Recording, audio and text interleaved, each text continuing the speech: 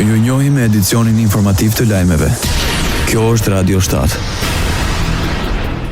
Komisioni Qendror i Zgjedhjeve në Kosovë mund të shpallë rezultatin e procesit votimit vetëm pas përfundimit të procesit ankimimit nga partitë politike. Zëdhënësi i KQZ-s, Valmir Elezi, sqaron se shpallja e rezultateve përfundimtare nuk e përmbyll procesin zgjedhor. Sipas tij, subjektet politike dhe kandidatët kanë të drejtë ankese ndaj rezultatit, fillimisht në panel dhe më pas çështja mund të shkojë deri në Gjykatën Supreme.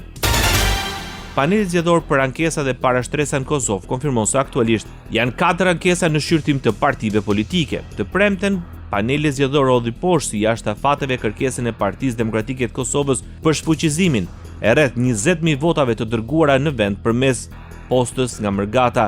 Partia Demokratike kishte kërkuar nga paneli të njëjtën të shpallë të pavlefshme votat në fjalë, duke thënë se ato ishin dërguar me postë nga jashtë vendit me vonesë pas afatit të lejuar ligjor.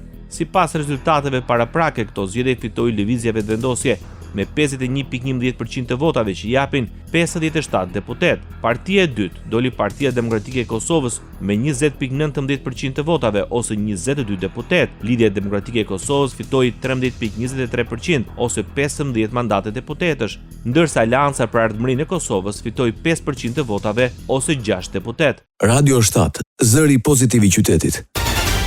Brenda kësaj dekade Shqipëria nuk do të importojë me energji elektrike. Premtimi vjen nga kryeministri Edi Rama gjatë paraqitjes së projektit për parkun eolik të Tropojës. Nevojat tona të brendshme për sovranitetin ton ne i kemi garantuar. Por ne jemi më ambiciozë se kaq. Dhe kur them për energjinë në Europë, kam parasysh rritjen e kapacitetit këtu në Shqipëri në mënyrë që ne nga një anë kontribuojmë në sigurinë energjetike të Europës, por nga tjetër të bëjmë edhe ne para për fondin e Republikës Shqipërisë njësoj si të tjerë. Për Ramën, prodhimi i energjisë së rinovueshme në vend dëshmon rrugëtimin e suksesshëm të punën 2 vjeçare të qeverisë në këtë sektor.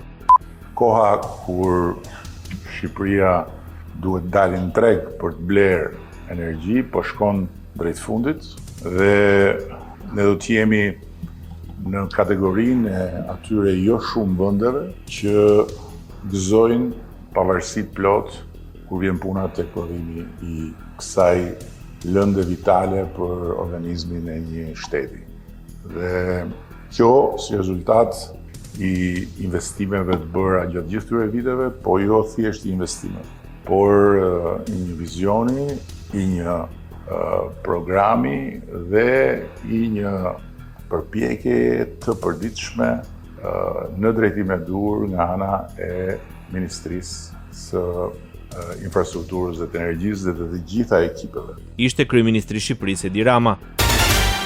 Grupi parlamentar i Partisë Demokratike kallëzon në SPAK për shpërdorim detyre kryetarin e Kuvendit Niko Peleshi.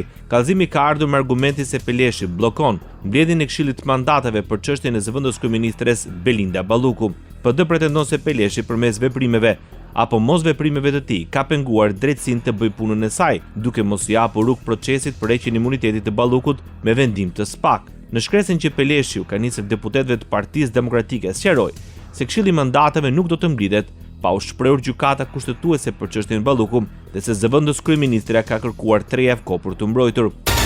Partia Demokratike ankimon në gjykatën kushtetuese vendimin për zgjedhjen e avokatit të popullit, shkak është bërë pretendimi për shkelje të kushtetutës dhe rregullores së kuvendit. PD kërkon shfuqizimin e votimit në kuvend për zgjedhjen e avokatit të popullit dhe pezullimin e të ushtruarit të detyrës nga Ender Shabani derisa të shprehet gjykata kushtetuese. Shabani u zgjodh avokati i popullit më 11 dhjetor me 85 votat e shumicës, ndërsa deputetët e Partisë Demokratike braktisën votimin.